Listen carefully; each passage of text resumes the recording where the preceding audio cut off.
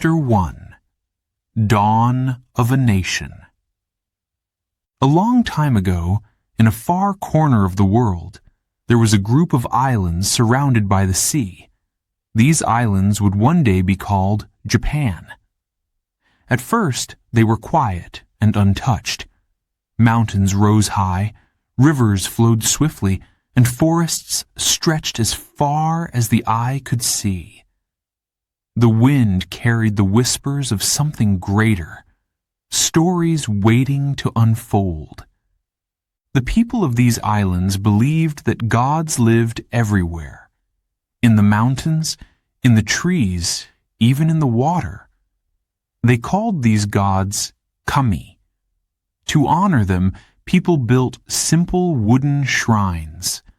These were sacred places where they prayed and made offerings. They believed the kami watched over their land and kept it safe. The world around them felt alive, full of wonder and power. One day, the people began to tell a story about the sun goddess, Amaterasu. She was the most important of all the kami. They said she brought light to the world. Without her, there would be only darkness. Her story inspired hope and gave meaning to their lives. They believed she was the ancestor of their leaders. This was how the legend of Japan's first emperor began. According to the story, a man named Jimmu was chosen by the gods. He was brave and wise, with a heart full of courage. The gods told him to lead the people and bring them together. They gave him a special task, to create a nation blessed by the sun goddess. Jimmu did not hesitate. He knew this was his destiny. Jimmu's journey was not easy. He traveled across the islands facing dangers along the way. There were wild animals and storms that threatened to stop him. The forests were thick, and the rivers were wide. But Jimmu never gave up. He believed the gods were guiding him. Each step brought him closer to his goal. When Jimmu finally reached the land where he would build his new kingdom, he stood on a hill and looked around. The land was green and fertile, the perfect place for his people to live and grow. He raised his hands to the sky and gave thanks to the sun goddess. Then, with determination, he began his work.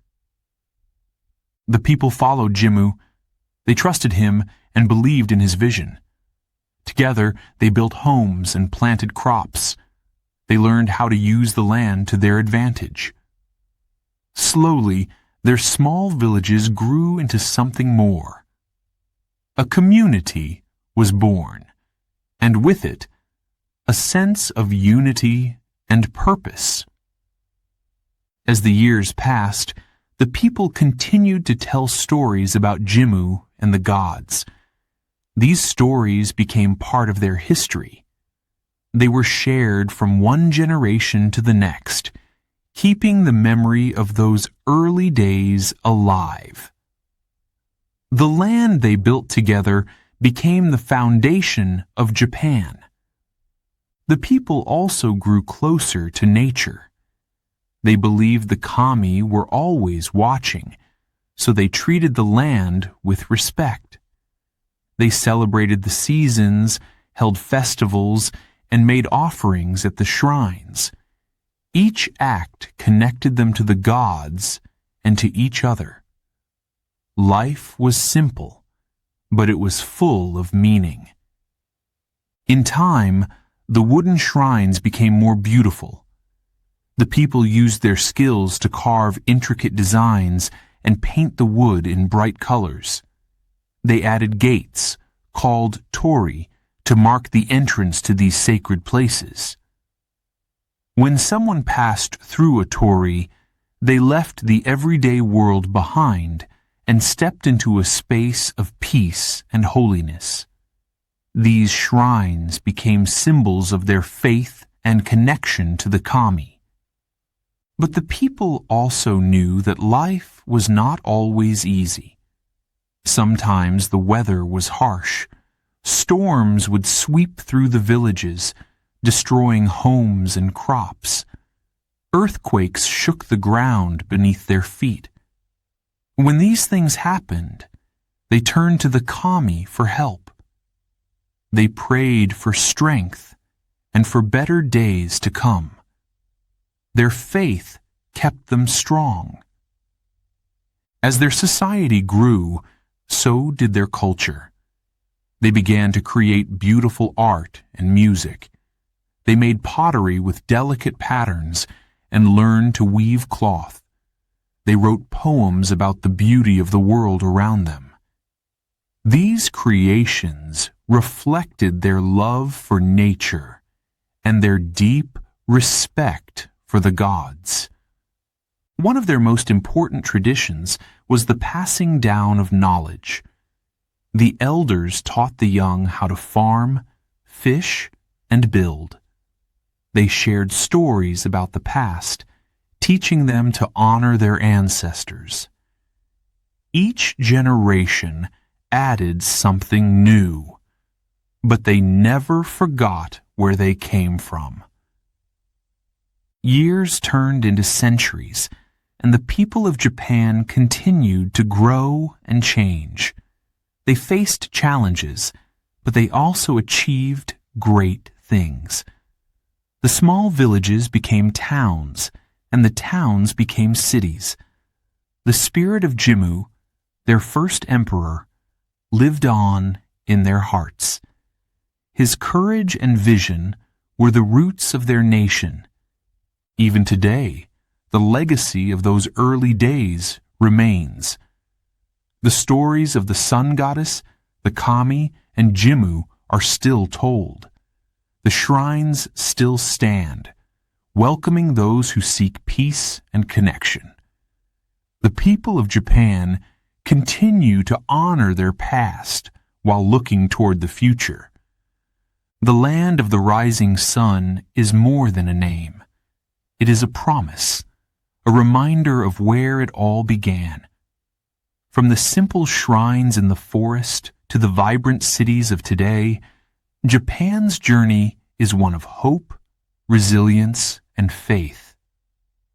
It all started with the belief in something greater, a belief that continues to inspire people around the world.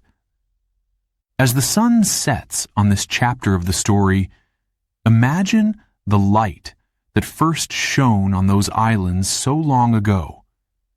Imagine the people who lived there, working together to build something new. Their dreams, their struggles, and their faith are still alive, carried forward by every new generation. Chapter 2: The Sword and the Brush. Long ago, in a time of castles and battles, a new kind of warrior arose in Japan. These warriors were called samurai. They were brave, skilled, and loyal. Their lives were not easy, but they were filled with purpose. The samurai followed a strict code of honor.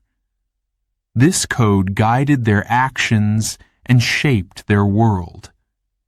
The samurai believed in loyalty. They served their lords without question. A samurai's duty was to protect and fight for their master, even if it meant giving their life. They also valued courage. Fear could not control them.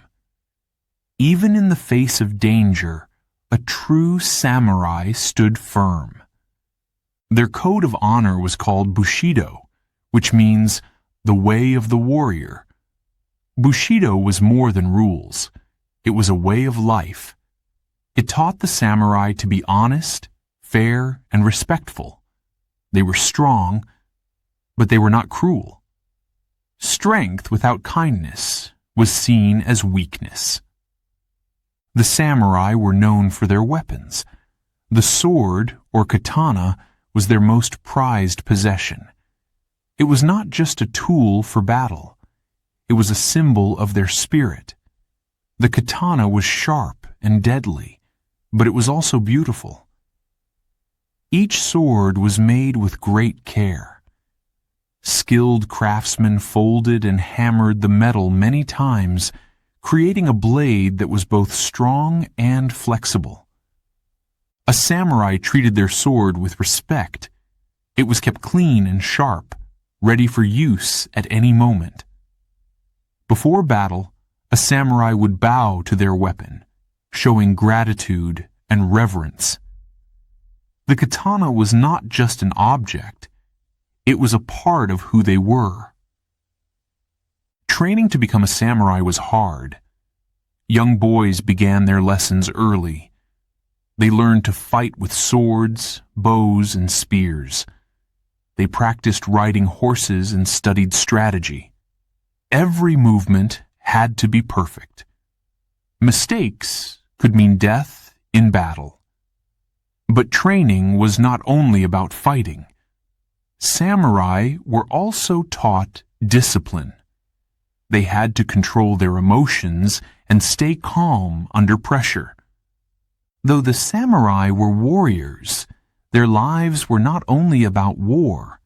They believed in balance. To balance their strength, they turned to art and poetry. Many samurai were skilled calligraphers. They practiced writing with brushes and ink. Their strokes were steady and graceful, like their movements in battle. Samurai also wrote poetry. They often composed haiku, a short form of poetry that captures the beauty of a single moment. These poems spoke of nature, life, and death. A samurai could write about the stillness of a pond, the sound of wind in the trees, or the fleeting beauty of cherry blossoms. The words were simple, but filled with meaning. Cherry blossoms, or sakura, were special to the samurai. The flowers bloom for only a short time before falling to the ground. To the samurai, this was a symbol of life. It reminded them that life is short and precious. It also reflected their belief in dying with honor, like a cherry blossom falling at its peak. The samurai's love of art did not end with poetry. They also appreciated music, tea ceremonies, and theater. The tea ceremony, called chanoyu, was a way to find peace and focus. Every movement in the ceremony was precise, from pouring the water to stirring the tea. It was a time to reflect and find balance. The samurai's devotion to both the sword and the brush created a unique culture. They showed that strength and beauty could exist together. A warrior could fight bravely on the battlefield and then write a poem about the stars. This balance made the samurai more than just fighters. It made them symbols of discipline and grace. But the life of a samurai was not without sorrow. Battles were dangerous, and many samurai did not survive. They faced hard choices. Sometimes, loyalty to their master meant going against their own desires. If a samurai failed in their duty, it brought great shame. To restore their honor, they might choose to end their own life in a ritual called seppuku. This act was both tragic and courageous, showing the deep commitment of the samurai to their code. As the years passed, the role of the samurai changed. New weapons like guns were introduced, and battles were no longer fought with swords. Samurai found themselves in a world that no longer needed them in the same way. Many struggled to find their place. Still, the spirit of the samurai lived on. Their values, honor, courage, and loyalty remained a part of Japanese culture. Their art, poetry, and stories continued to inspire people. Even today, the samurai are remembered as symbols of strength and beauty. Imagine a young samurai sitting beneath a cherry tree. His sword rests by his side, gleaming in the sunlight. In his hands, he holds a brush and paper. The petals of the cherry blossoms fall around him as he writes a haiku. The moment is quiet, but it holds the essence of his life. A life dedicated to both the sword and the brush. The world of the samurai was full of contrasts. It was a world of battle and peace, strength and grace, life and death. Through it all, the samurai lived with purpose, following their code and seeking balance. Their legacy reminds us that even in times of struggle, there can be beauty. And even in moments of peace, there is strength. As you hear the echoes of their swords and the soft strokes of their brushes, imagine the samurai's journey. A journey of honor, loyalty, and art. A journey that continues to inspire hearts around the world. Chapter 3. A Closed Door. A long time ago, Japan made a surprising decision.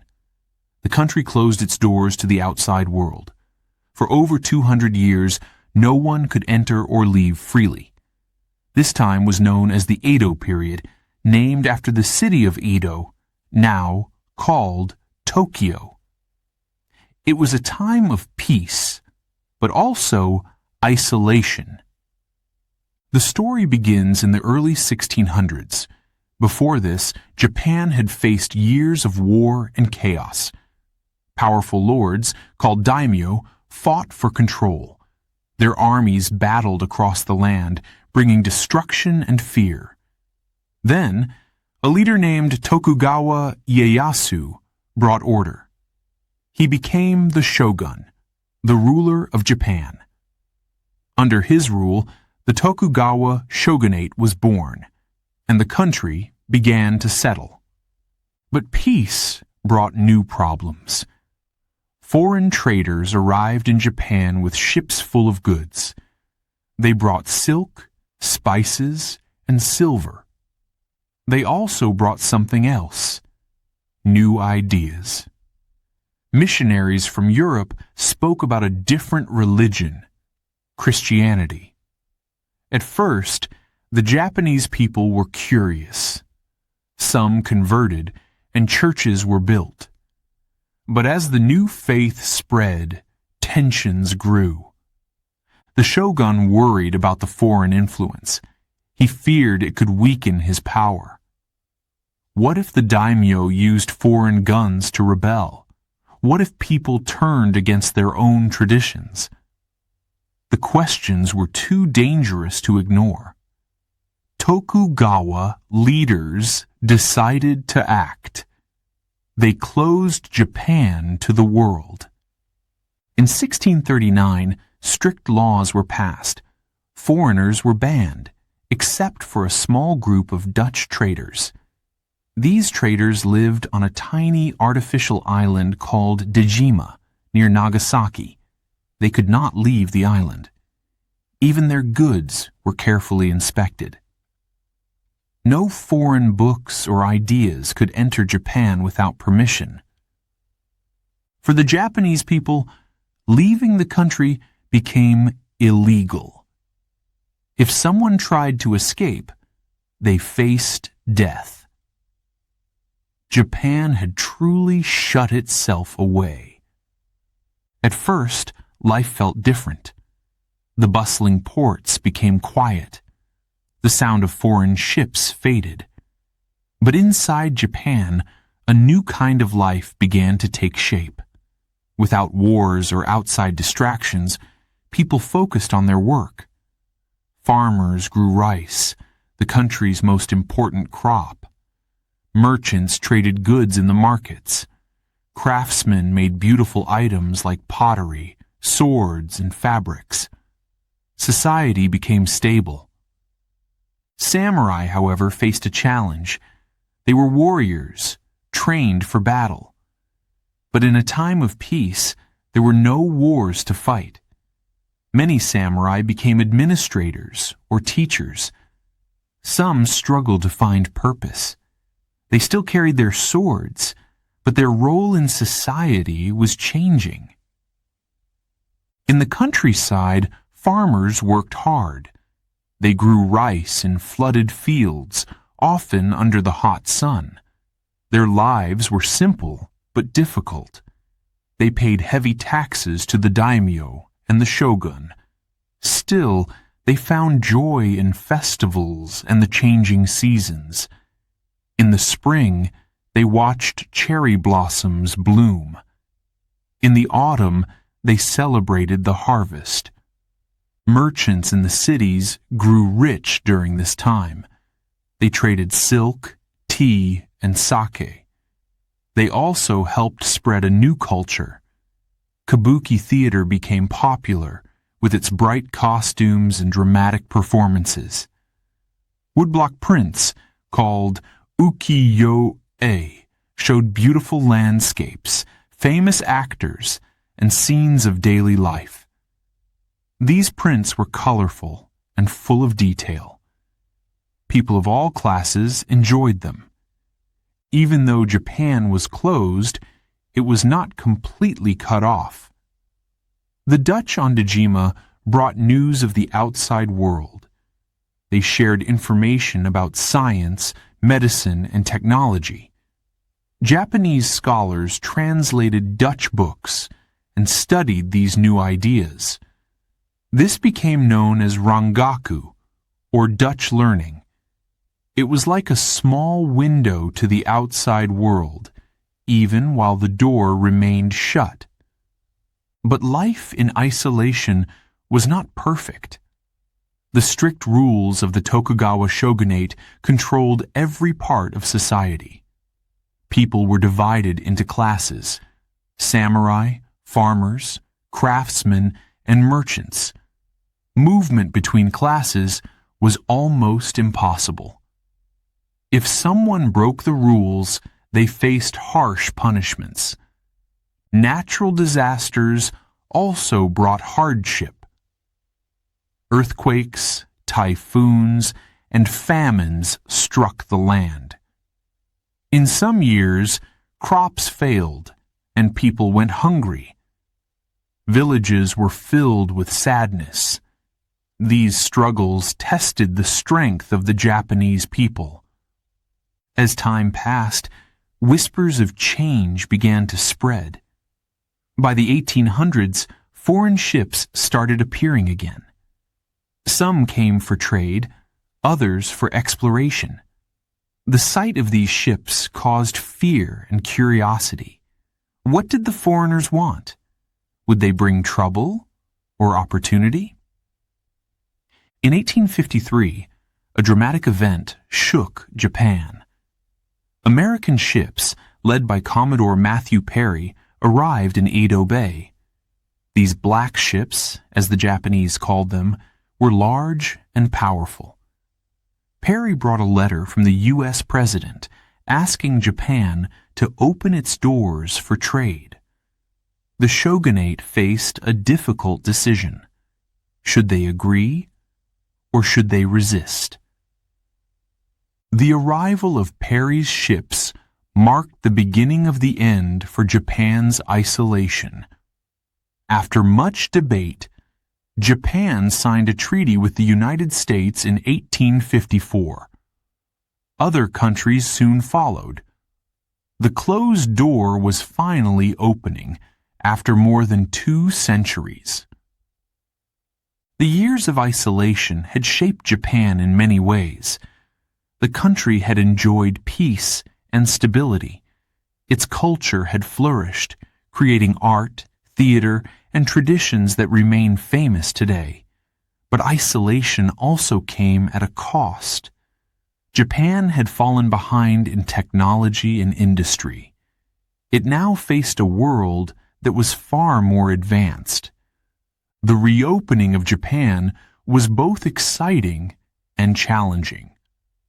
The people were curious about the new ideas and inventions from abroad, but they also worried about losing their identity. How could they move forward while holding on to their traditions? This question would shape Japan's future. Looking back, the Edo period was a unique chapter in Japan's history. It was a time of quiet growth and cultural richness. The farmers, merchants, craftsmen, and samurai all played their parts. Together, they built a society that balanced tradition and innovation. As the door to the world opened, Japan stood at a crossroads. The journey ahead was uncertain, but the spirit of its people, strong, resourceful, and proud, would guide them through the challenges to come. Chapter 4. The Black Ships Arrive. The year was 1853. On a quiet summer morning, something strange appeared on the horizon near Edo Bay. Large ships, black with smoke, moved slowly toward Japan's shores. These were not the wooden ships the Japanese were used to seeing. They were different. They were powerful. People stood on the beaches, staring in silence. What were these ships? Who had sent them? And what did they want? The ships belonged to the United States. Their commander was Commodore Matthew Perry, a determined man with a mission. He carried a letter from the U.S. President. The letter demanded that Japan open its ports to trade. For over 200 years, Japan had closed itself to the world. Foreigners were not welcome. But now, things were about to change. Perry's ships were unlike anything the Japanese had seen before. They ran on steam, not sails. Their cannons were huge, their flags unfamiliar. The people called them kurofune, or black ships, because of the dark smoke that poured from their funnels. To many, they looked like monsters. Rumors spread quickly. Some said the ships could spit fire. Others believed they carried foreign gods. Fear filled the air. When the ships arrived, Perry sent a message to the shogun. It was a bold message. He demanded to meet with Japanese officials. He warned that if they refused, his ships would use force. The shogun and his advisors were shocked. For centuries, they had controlled who came to Japan. Now, this foreigner was making demands. What should they do? The shogun's court was divided. Some officials believed they should fight. They argued that Japan had always defended itself. Letting foreigners in would bring danger. Others, however, saw things differently. They knew Japan's weapons were old. The black ships had cannons that could destroy entire cities. Fighting would only lead to disaster. The shogun decided to allow Perry to stay for a short time, but he would not agree to trade just yet. Perry was not satisfied. He left, but he promised to return. The months that followed were tense. The Japanese people prepared for the worst. Soldiers trained. Forts were strengthened. Farmers gave extra rice to feed the troops. Everyone waited. Then, in 1854, the black ships returned. This time, there were more of them. They anchored close to the shore, their cannons pointed at the land. The message was clear. Perry would not leave without an answer. The shogun's advisors knew they had to act. After long discussions, they agreed to meet with Perry. They did so reluctantly, their pride wounded. But they also knew that refusing could bring war. The meeting took place in a grand tent on the shore. Perry arrived in full uniform, his officers following behind. The Japanese officials wore traditional robes and bowed deeply. The two sides were polite, but the tension was thick. The air felt heavy, as if the future of Japan rested on every word spoken. Perry presented gifts to impress the Japanese. He brought a small steam train, a telegraph machine, and American goods like whiskey and cloth. The Japanese were curious but cautious. They studied the gifts carefully, trying to understand the foreign technology. At the same time, they gave Perry gifts of their own, including fine silks and lacquerware. It was a show of respect, but also a reminder of Japan's traditions. Finally, after days of talks, the shogun's advisors agreed to sign a treaty. It was called the Treaty of Kanagawa. The treaty allowed American ships to stop at 2 Japanese ports. It also promised help for shipwrecked sailors. But it was more than just a treaty. It was the first crack in Japan's closed door. The signing of the treaty caused mixed feelings. Some Japanese felt ashamed. They believed the shogunate had been weak, giving in to foreign pressure. Others, however, saw it as a necessary step. They understood that the world was changing. Japan could not remain isolated forever. After Perry left, more foreign ships came. Britain, Russia, and other nations wanted their own treaties. Each new agreement gave foreigners more access to Japan. The shogunate struggled to control the situation. For the first time in centuries, Japan felt vulnerable. Life in Japan began to change.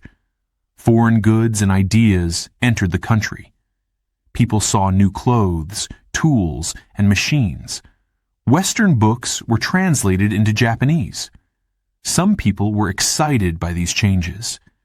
They wanted to learn more about the outside world. Others, however, felt uneasy. They worried that Japan's culture and traditions were at risk.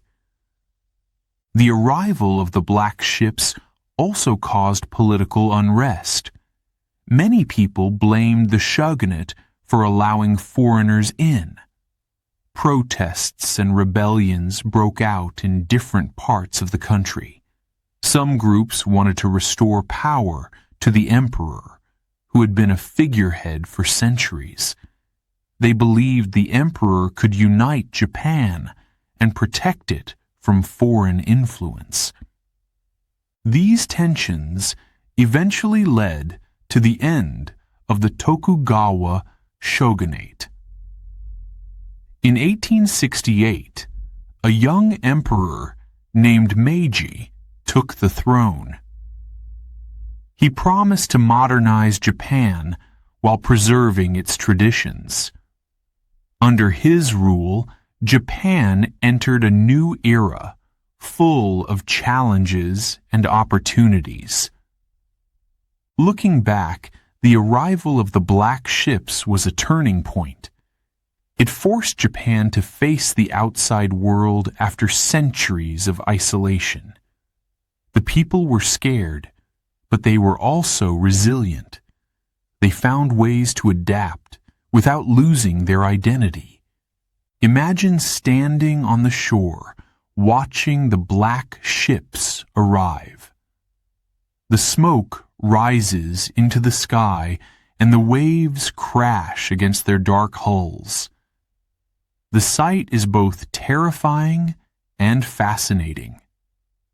You feel the weight of the moment, knowing that life will never be the same.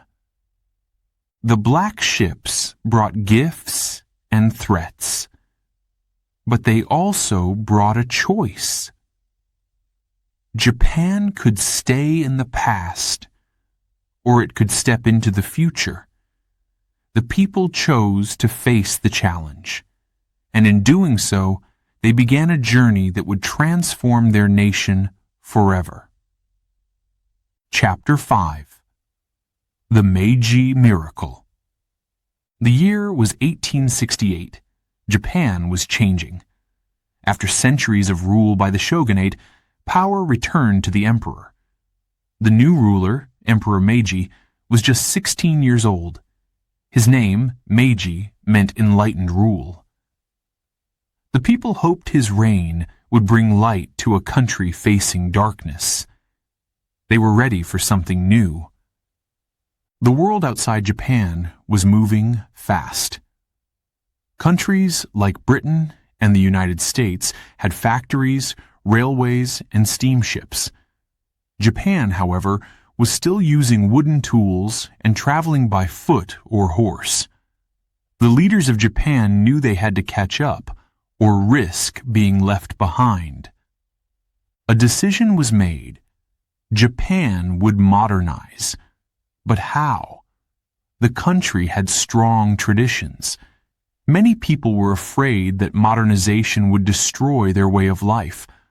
Others believed it was the only way forward. The debate was fierce, but the leaders agreed. Japan had no choice but to change. One of the first steps was education. Schools were built across the country. Boys, and for the first time, girls, learned to read, write, and study science. The government sent young men abroad to learn from other countries. These students returned with new ideas and skills. They became the builders of Japan's future. The samurai, once the proud warriors of Japan, faced an uncertain future. Their swords were no longer needed. New weapons, like guns and cannons, had changed the way wars were fought. Many samurai struggled to find their place in this new society. Some became teachers, soldiers, or business leaders. Others resisted, clinging to the old ways. But the time of the samurai was ending. Factories began to rise in the cities. Smoke from their chimneys filled the air. Workers, many of them young, operated machines that wove fabric, made tools, and produced goods for trade.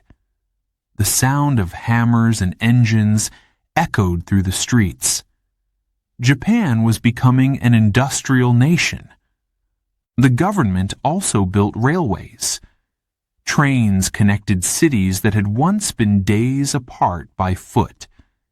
People marveled at the speed of these iron machines. A journey that had taken weeks now took only hours. The first railway between Tokyo and Yokohama opened in 1872.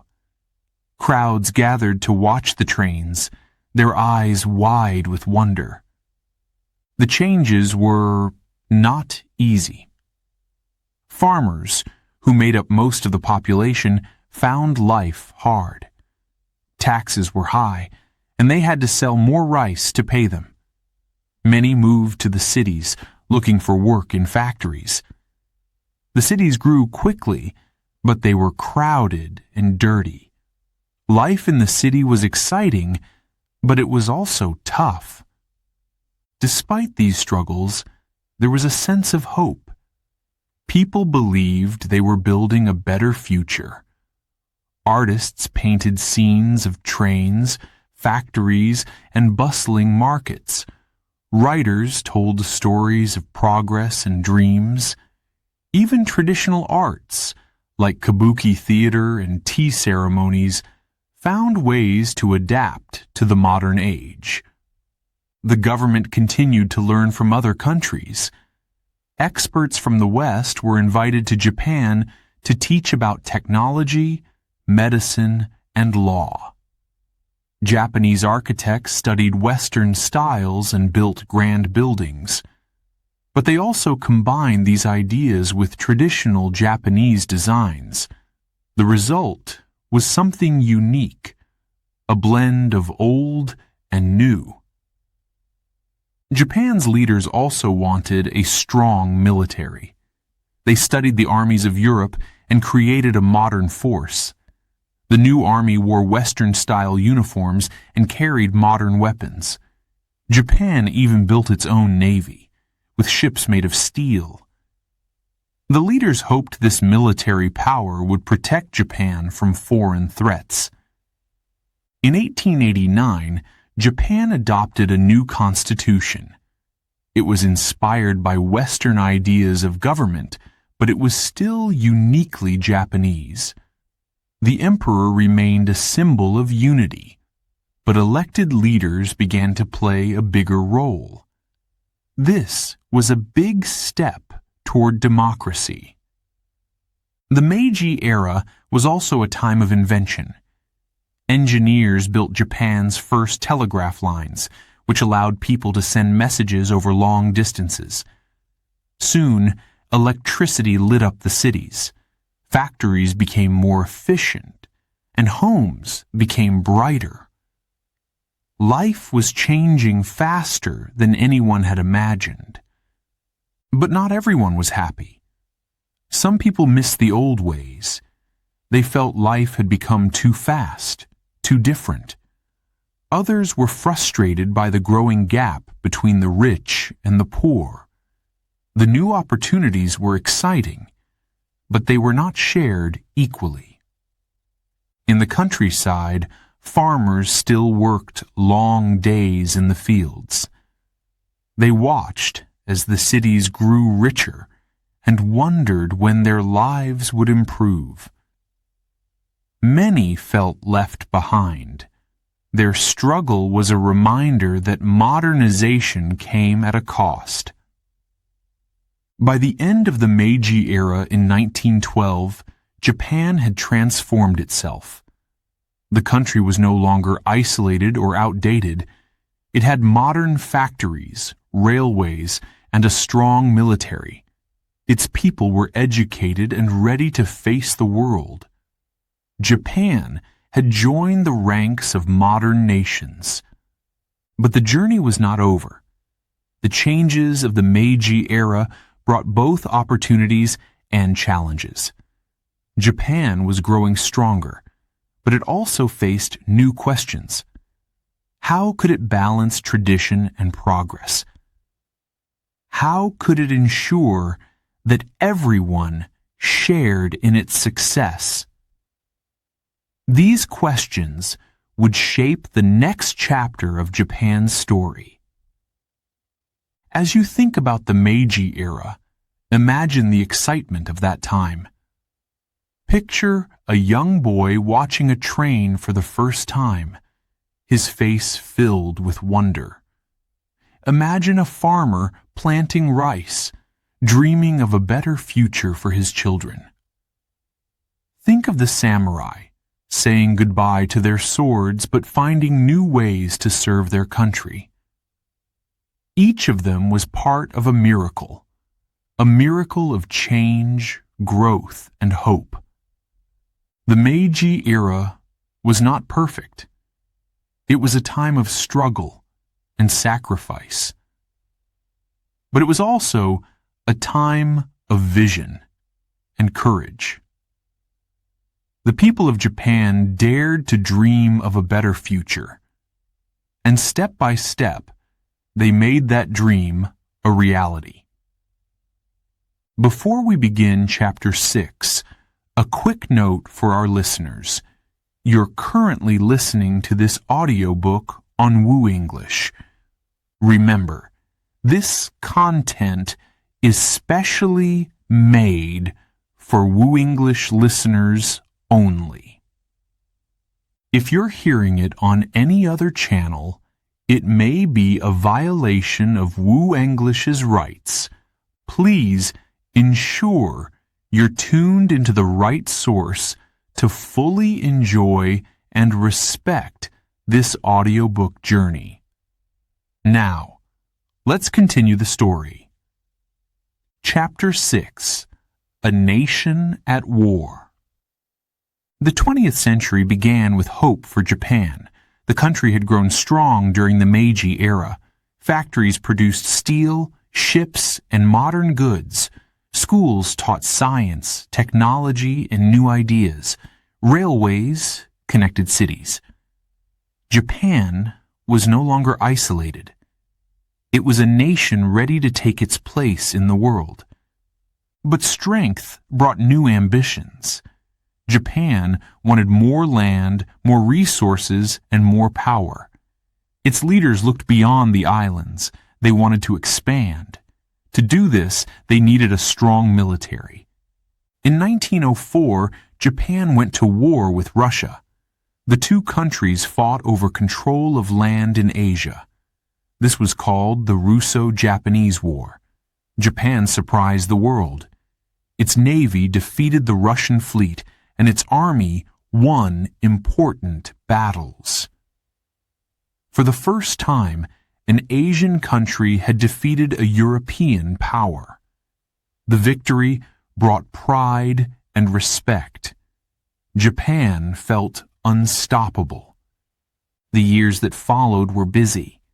Japan grew richer and stronger. It took control of Korea and parts of China. Its factories worked day and night to support the growing military. The people believed in their country's success. They felt united, proud, and confident. But with power came new challenges.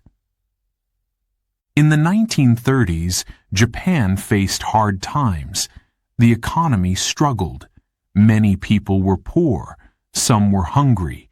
The government promised solutions, but they weren't easy. Leaders turned to the military for answers. They believed more land would solve Japan's problems. They began to plan for war. Japan invaded China in 1937. The war was brutal. Cities were destroyed. People suffered. Yet, the Japanese government told its people the war was necessary. They said it was for Japan's future. Many believed them. Soldiers fought bravely, but the cost of war grew higher every day. As World War II began in Europe, Japan made a bold decision. It joined forces with Germany and Italy. Together, they became the Axis powers. Japan hoped this alliance would make it stronger. It aimed to control Asia and the Pacific.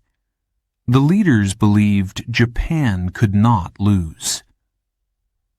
On December 7, 1941, Japan attacked the United States at Pearl Harbor. Bombs fell on the American naval base in Hawaii. Ships burned, and thousands of people were killed. The attack was sudden and shocking. The next day, the U.S. declared war on Japan. The conflict had become global. At first, Japan seemed unstoppable. Its navy and army took control of many islands in the Pacific. It moved quickly, winning battle after battle. The people back home cheered. Newspapers wrote stories of victory. But these victories came with a price. Resources were running out, soldiers were tired, and Japan's enemies were growing stronger. By 1944, the war had turned. The United States and its allies fought back hard. They used new weapons and strategies. Japanese cities were bombed. Factories and homes were destroyed. Supplies became scarce. The people began to feel the weight of war. Food was rationed. Families waited anxiously for news of loved ones on the front lines. One of the darkest moments came in 1945. On August 6th, the U.S. dropped an atomic bomb on the city of Hiroshima. The explosion was devastating. Thousands of people died instantly. Many more suffered from injuries and radiation. Just 3 days later, another bomb fell on Nagasaki. The destruction was unimaginable. The people of Japan were in shock. The country was broken.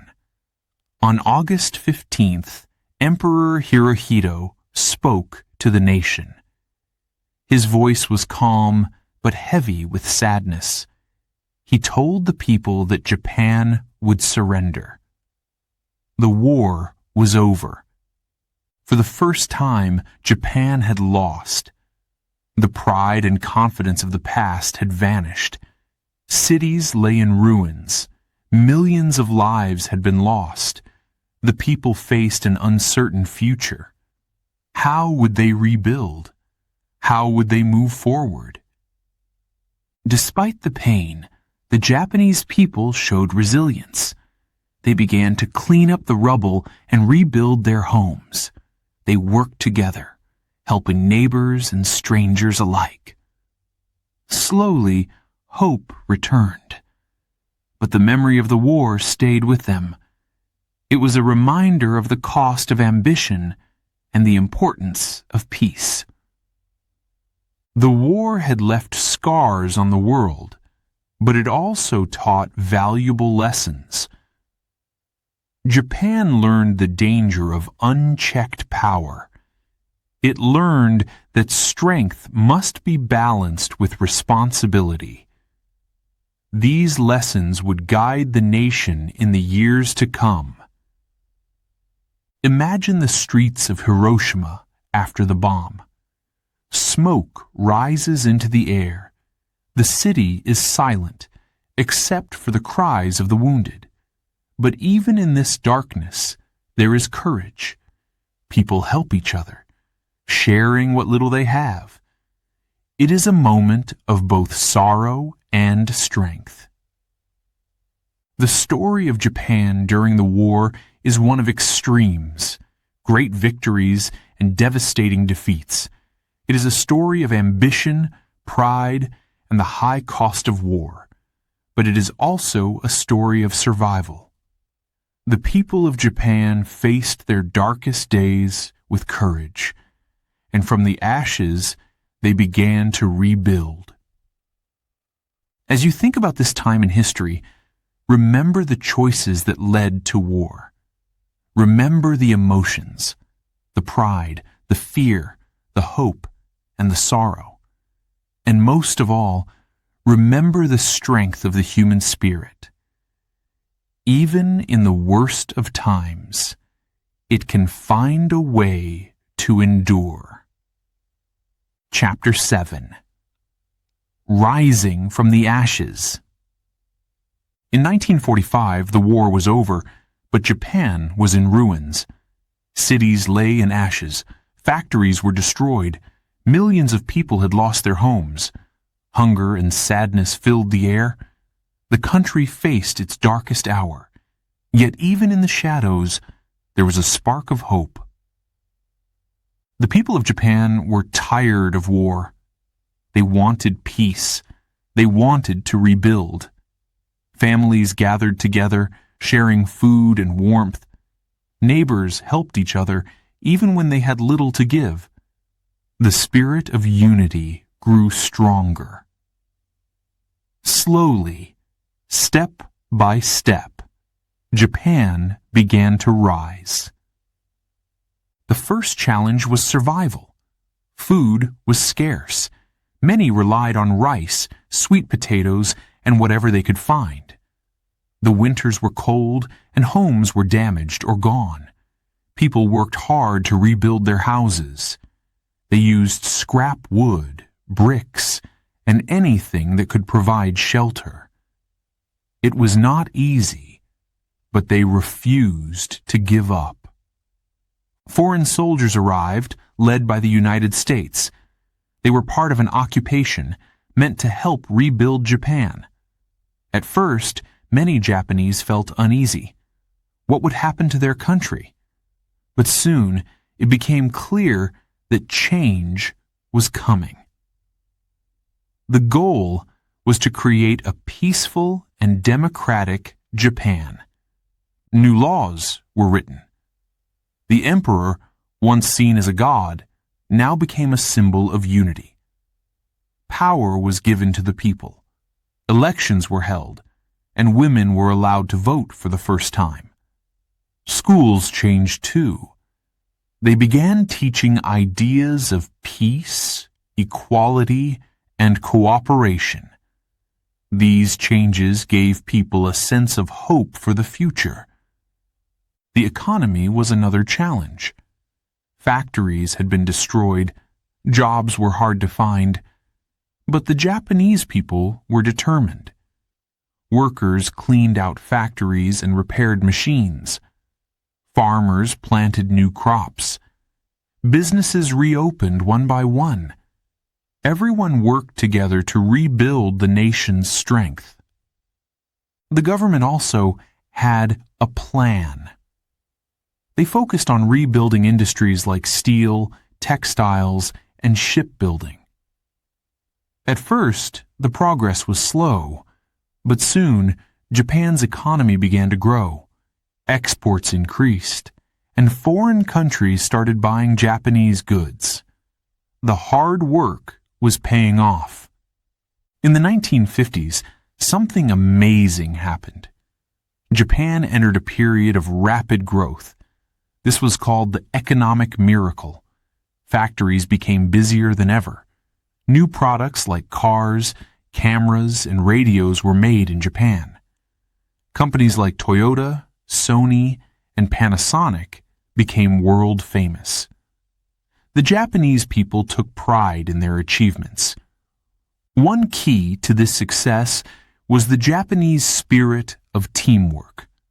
Workers and companies worked closely together. People believed in doing their best, no matter the task. They focused on quality and innovation.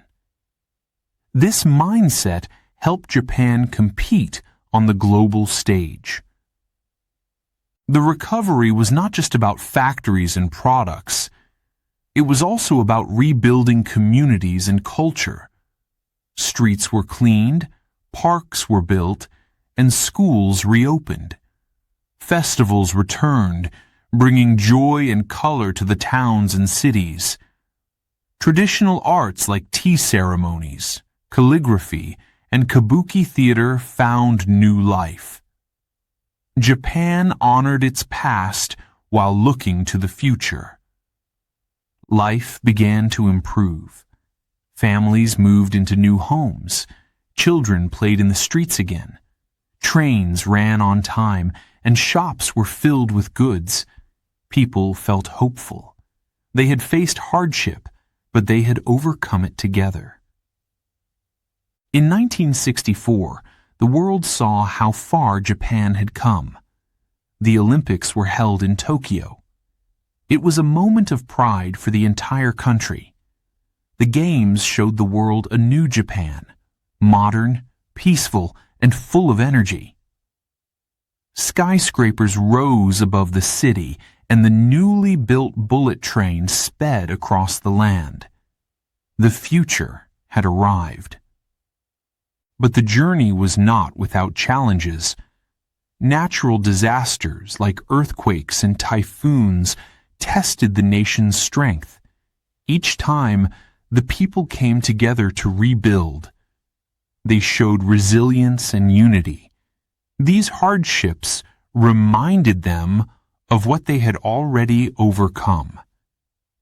As Japan grew stronger, it also became a leader in technology. Computers, robotics, and electronics became a major part of the economy. Japanese scientists and engineers worked tirelessly to innovate. Their creations shaped the world and brought new opportunities to Japan. The memory of the war never disappeared. Monuments and museums were built to honor those who had suffered. Schools taught children about the past, ensuring they understood the importance of peace. The people of Japan carried these lessons forward, determined never to repeat the mistakes of history. Imagine walking through Tokyo in the 1970s. The city is alive with energy. Neon lights shine brightly, and people fill the streets. Trains rush by, carrying workers and students. Markets are busy, selling food, clothes, and electronics. The air is filled with the sounds of a nation that has risen from the ashes. The story of Japan's recovery is one of hope, hard work, and unity. It is a reminder that even in the darkest times, people can find a way forward. The Japanese people faced unimaginable challenges, but they never lost their determination. They rebuilt their country with their hands, their hearts, and their dreams. Today, Japan stands as a symbol of resilience. Its cities are vibrant, its culture is rich, and its people are strong. The journey from ruin to recovery is an inspiration to the world. It shows that with courage and teamwork, anything is possible. Chapter 8. The Economic Boom. After the war, Japan faced a difficult road. Cities were destroyed and factories were in ruins. But by the 1950s, things began to change. Slowly, then suddenly, Japan started to grow. What came next was amazing. It was called the economic boom, and it transformed the country. Factories came back to life.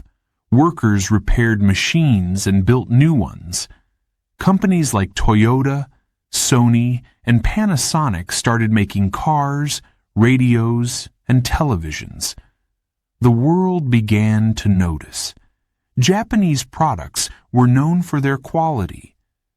They were reliable, affordable, and modern. Orders from other countries poured in. One reason for this success was teamwork. In Japan, people worked together. Companies cared for their workers, and workers were loyal to their companies. They shared a common goal: rebuilding Japan. Every job, big or small, was done with care. This spirit of cooperation made a big difference. Another reason was education. After the war, schools focused on science and technology. Young people studied hard. They learned new skills and invented new ideas. These young minds became the engineers and scientists of the future. They helped Japan create the technology that changed the world. In the cities, factories hummed with activity. Workers started early in the morning and stayed late into the night. They worked long hours, but they were proud of what they made. Each product, from a tiny transistor to a powerful car engine, was a symbol of Japan's recovery. People believed they were building something bigger than themselves. The government also played a role.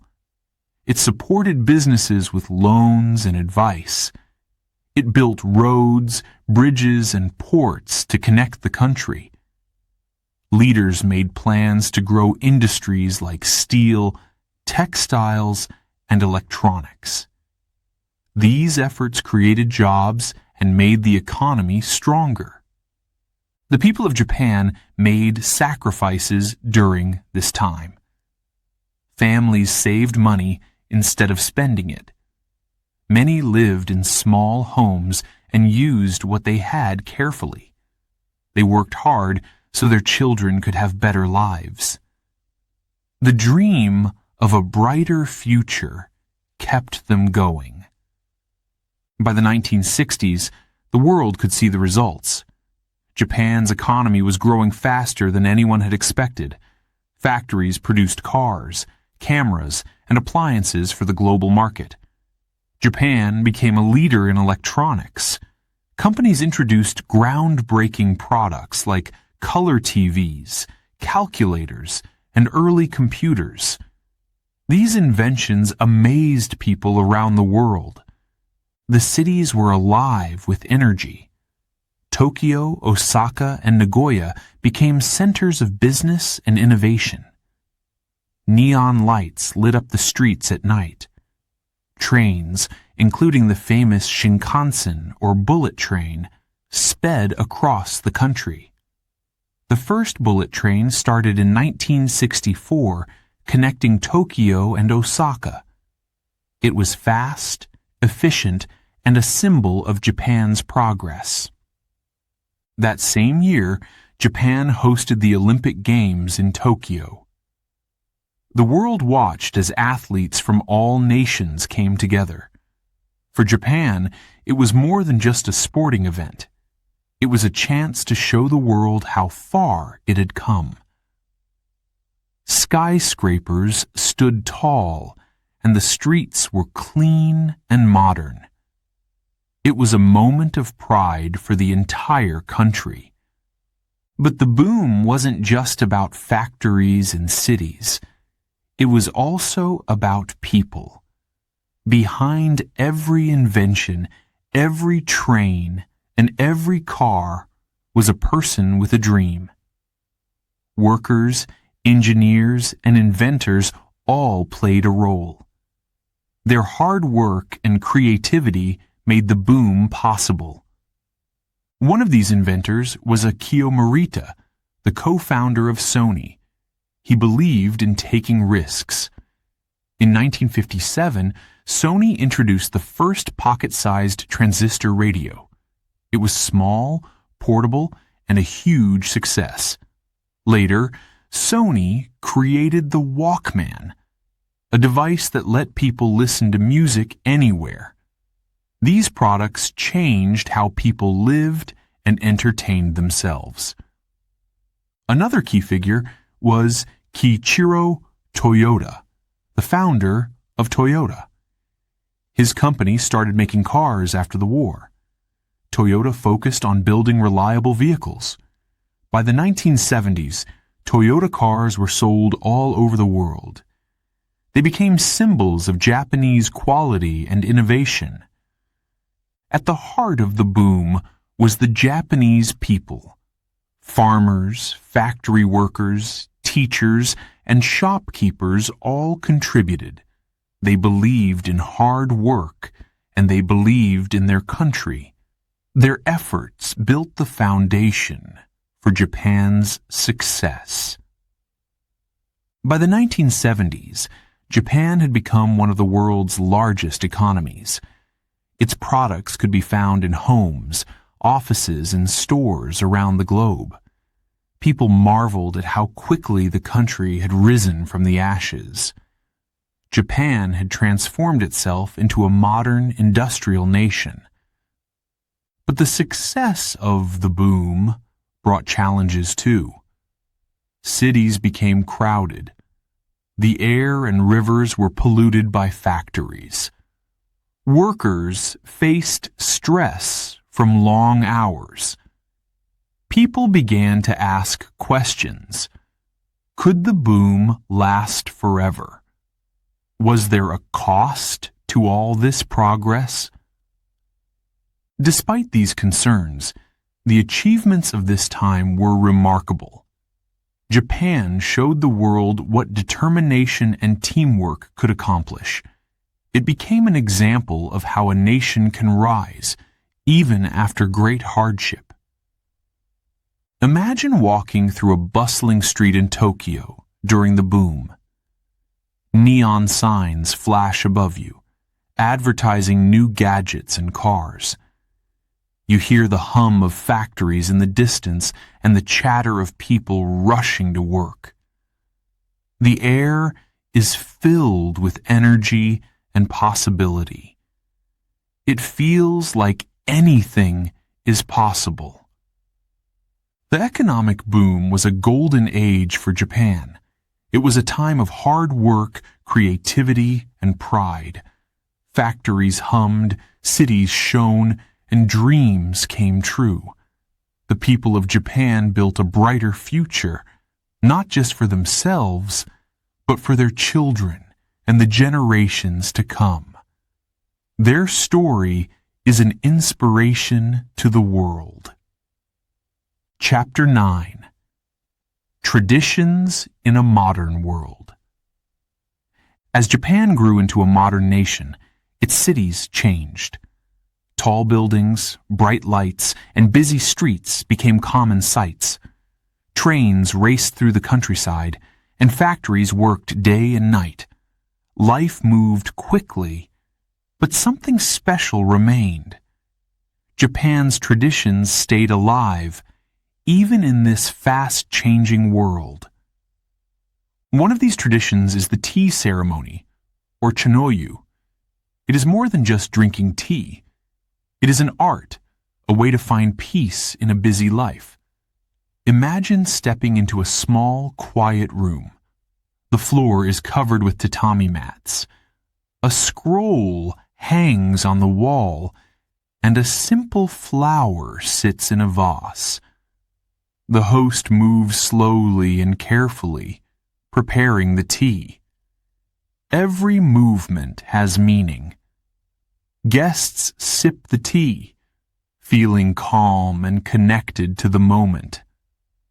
The tea ceremony has been practiced for centuries. It started in the 15th century when a man named Sen no Rikyu shaped it into what it is today. He believed in simplicity and harmony. Even in modern Japan, people still study and perform this beautiful tradition. It reminds them to slow down and appreciate life. Another tradition that survives is the kimono. This traditional clothing is made from silk and is often colorful and detailed. Each kimono is a work of art, with patterns inspired by nature, cherry blossoms, waves, or autumn leaves. Wearing a kimono takes skill. It must be tied with an obi, a wide sash, and each layer must be arranged just right. In the past, kimonos were worn every day. Now they are mostly worn on special occasions, like weddings, festivals, or coming-of-age ceremonies. Even though most people wear modern clothes like jeans and shirts, the kimono is still a symbol of Japanese culture. It connects the present to the past. Festivals, or matsuri, are another way Japan keeps its traditions alive. These events bring communities together to celebrate, pray, or give thanks. Each region has its own unique festivals. Some are small and quiet, while others are loud and colorful. One famous festival is the Gion Matsuri in Kyoto. It takes place in July and lasts for a whole month. The streets are filled with giant floats, music, and dancing. People wear yukata, a light summer kimono, and enjoy food from street stalls. Lanterns light up the night, creating a magical atmosphere. Another well-known festival is the Awa Odori, or the Dance Festival. Held in Tokushima, it is a celebration of movement and joy. Dancers wear traditional costumes and move to the sound of drums, flutes, and bells. The rhythm is fast, and the energy is high. People watching cannot help but smile and clap along. Even in big cities like Tokyo, traditions remain. Temples and shrines stand among the skyscrapers. People visit these sacred places to pray, make wishes, or celebrate holidays. During New Year, families go to a shrine for Hatsumode, their first visit of the year. They pray for health and happiness, and the sound of bells fills the air. Food is another way Japan holds on to its traditions. Dishes like sushi, tempura, and miso soup are enjoyed around the world, but they are deeply rooted in Japanese culture. Meals are often served with care, presented like pieces of art. Seasonal ingredients are important. Spring brings fresh bamboo shoots. Summer offers sweet watermelon. Autumn is known for mushrooms. And winter means warm, hot pots. One special dish is mochi, a sticky rice cake. It is made by pounding cooked rice with a heavy mallet. This process, called mochitsuki, is often done during the new year. Families and neighbors gather to help, turning it into a fun and meaningful event. The soft, chewy mochi is then eaten as a symbol of good fortune. Art also connects modern Japan to its past. Traditional crafts like pottery, calligraphy, and papermaking are still practiced today. For example, origami, the art of folding paper, remains popular with children and adults alike. With just a few folds, a simple square of paper can become a crane, a frog, or a flower. Even technology has found ways to honor tradition. For example, robots have been built to perform tea ceremonies or play traditional instruments like the koto.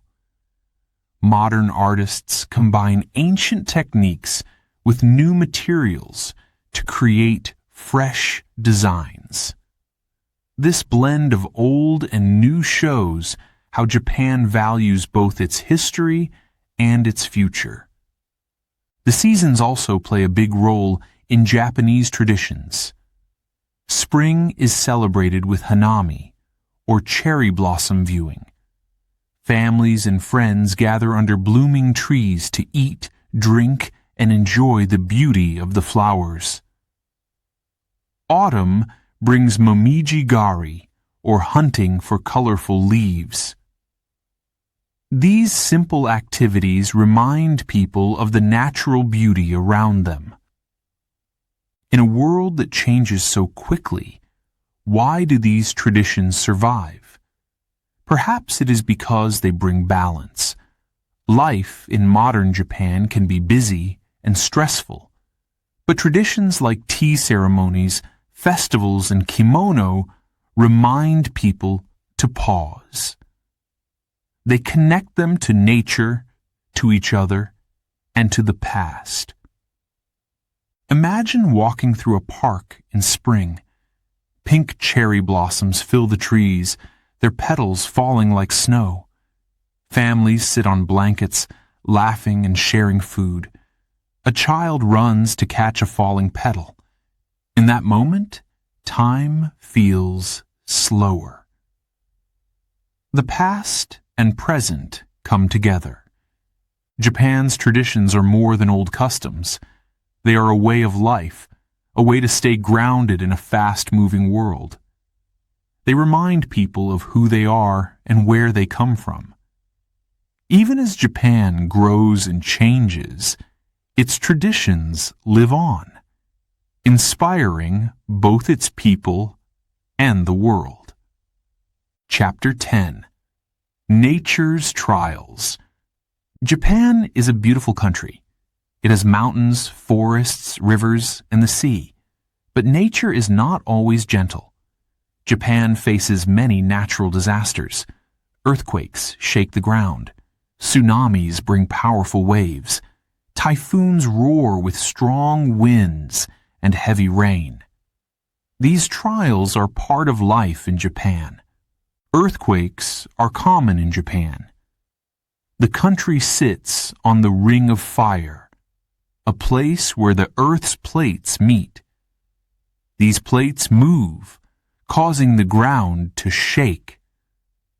Some earthquakes are small and barely felt.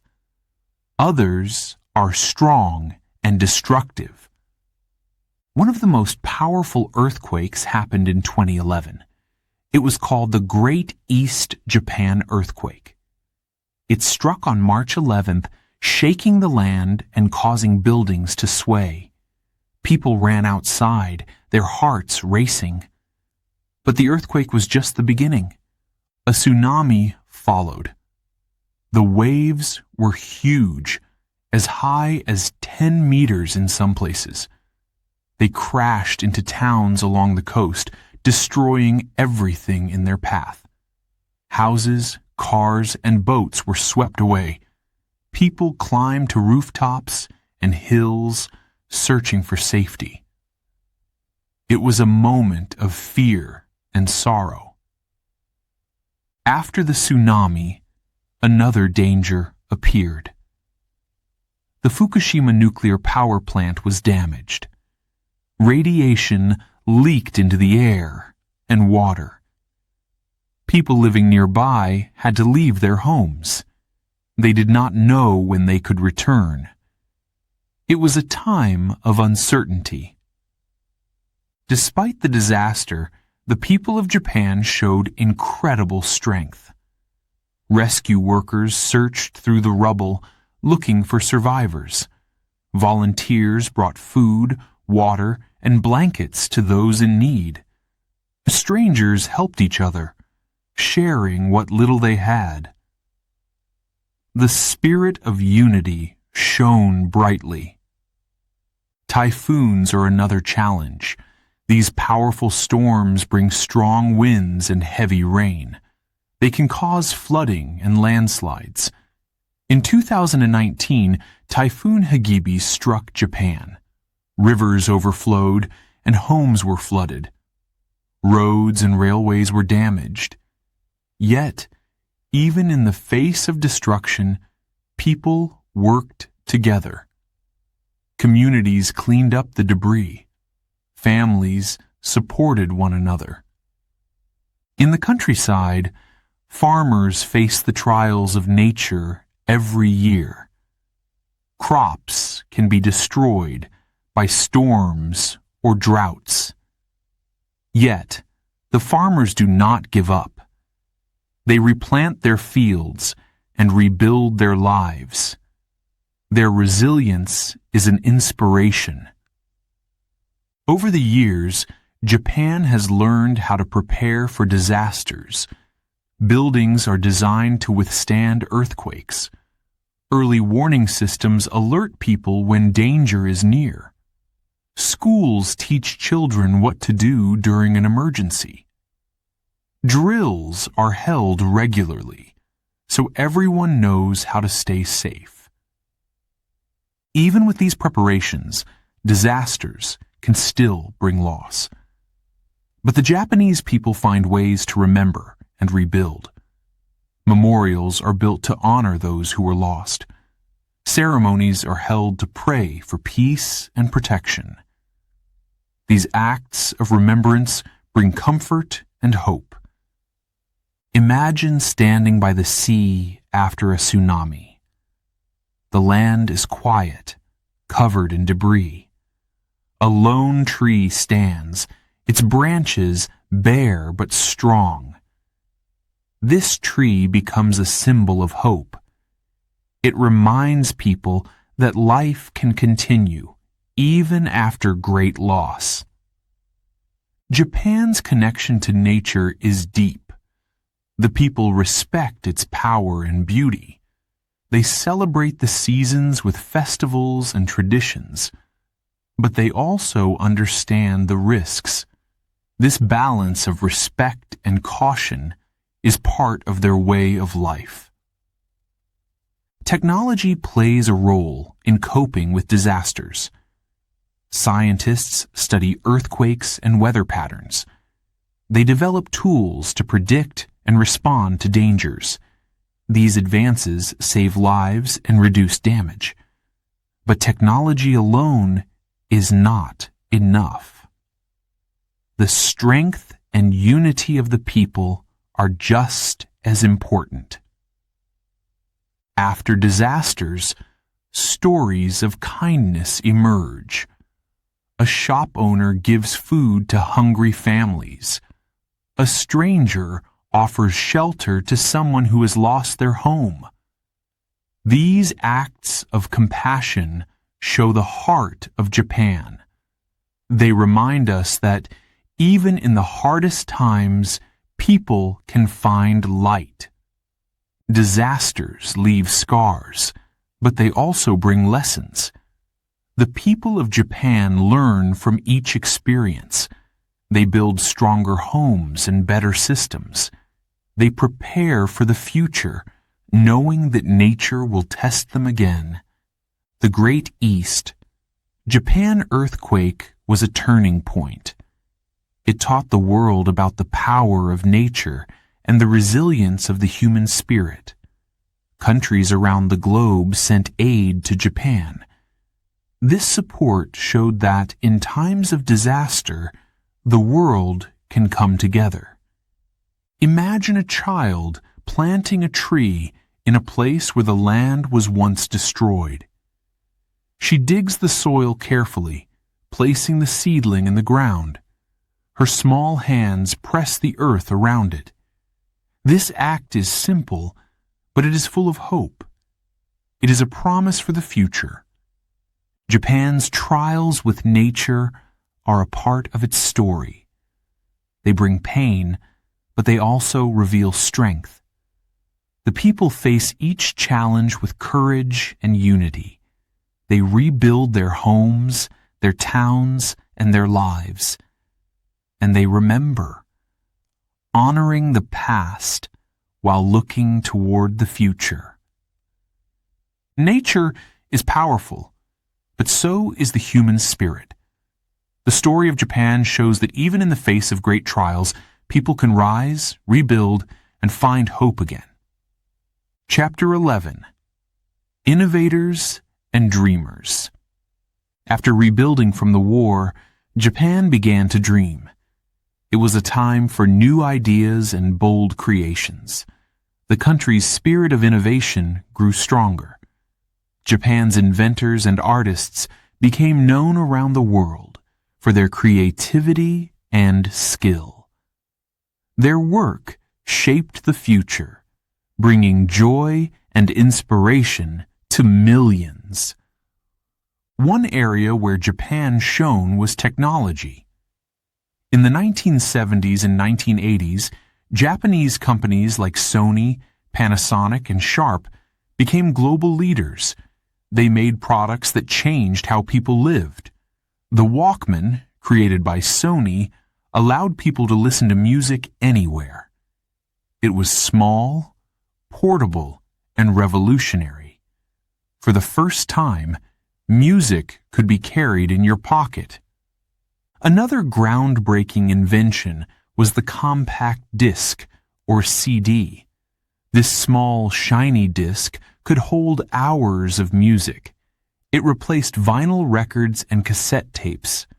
People were amazed by its clear sound and durability. CDs became the standard for music around the world. Japanese cars also became famous. Companies like Toyota, Honda, and Nissan built vehicles that were reliable, affordable, and fuel-efficient. These cars became popular not just in Japan, but in countries everywhere. Japan's focus on quality and innovation set a high standard for the automotive industry. One of the most exciting areas of invention was robotics. Japan became a leader in creating robots that could move, think, and even interact with people. Asimo, a robot made by Honda, was one of the most famous. It could walk, climb stairs, and respond to human commands. Watching Asimo move was like seeing the future come to life. But Japan's creativity was not just in machines. It was also in storytelling. In the 20th century, Japan became known for its unique style of animation, called anime. Anime is more than cartoons. It tells deep, emotional stories with stunning visuals. Shows like Astro Boy, Dragon Ball, and Sailor Moon became beloved around the world. Anime often explores big ideas like friendship, courage, and the meaning of life. It can make you laugh, cry, and think. Each story is brought to life by talented artists and writers. Their passion and imagination have made anime a global phenomenon. Japan is also the birthplace of manga, a type of comic book. Manga covers every topic you can think of: adventure, romance, history, and even cooking. People of all ages enjoy reading manga. It is a window into Japanese culture and creativity. Behind these inventions and stories are dreamers, people with big ideas and the courage to try something new.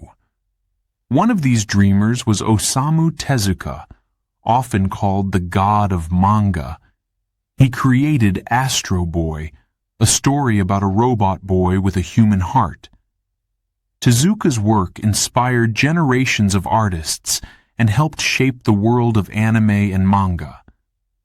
Another visionary was Akio Morita, the co-founder of Sony. He believed that technology could improve people's lives. Morita's team created the Walkman, the first portable music player.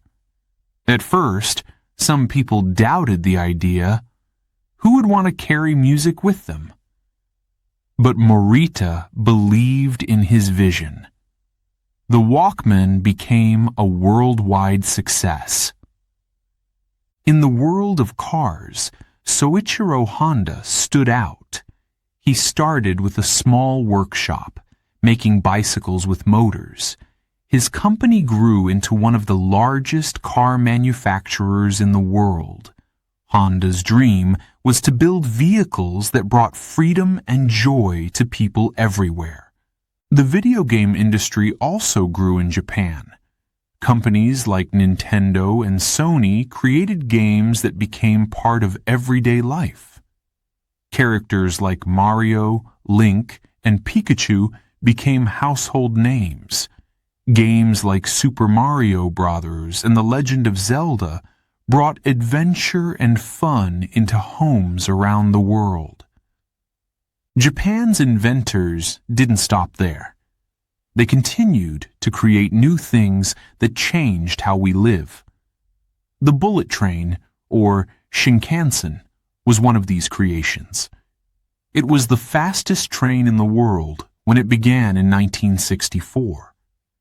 It connected cities quickly and smoothly, saving time and energy. Riding the Shinkansen felt like flying on the ground. Japanese engineers also developed smart devices and advanced electronics.